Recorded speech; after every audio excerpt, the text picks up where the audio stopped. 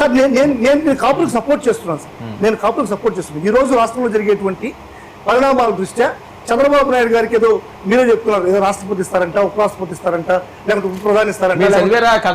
అదే సార్, మీ కథనాలు చదివాను, చూసాం. నేనే అంటున్నానా, మీ కథనాలు చూసాము. కథనాలు వాస్తవం అవ్వచ్చు, వాస్తవం కాకపోవచ్చు, అది దేవుడు నిర్ణయిస్తాడు. మంచిదే, మన రాష్ట్రం, తెలుగు రాష్ట్రం నుంచి ఒక ముఖ్యమంత్రి, ఒక ప్రధానమంత్రి వస్తున్నాడంటే మనకు మంచిదే.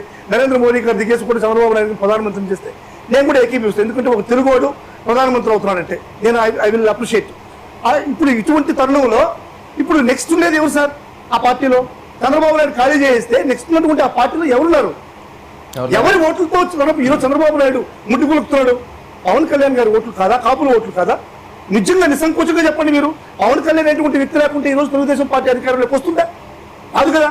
రానప్పుడు ఈ రోజు వాళ్ళ కొడుకుని, ఇంకా పవన్ కళ్యాణ్ కన్నా చిన్నోడిని ముఖ్యమంత్రిని చేసి అతనికి డిప్యూటీ సీఎం ఇవ్వడం అనేటువంటిది దారుణం కదా. ఏదో ఒక సామెత ఉంటదట, ఏదో లేని దానికి దీనికి లేని బాధ మీకెందుకండి? ఎవరు సీఎం చేసుకుంటే నేను కాపుల గురించి మాట్లాడుతున్నారు కాబట్టి నేను చెప్తున్నా సార్. కాపుల్లో మీకు ప్రాబ్లం ఏంటి అసలు?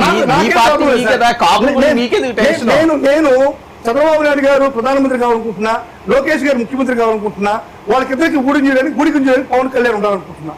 ఎందుకంటే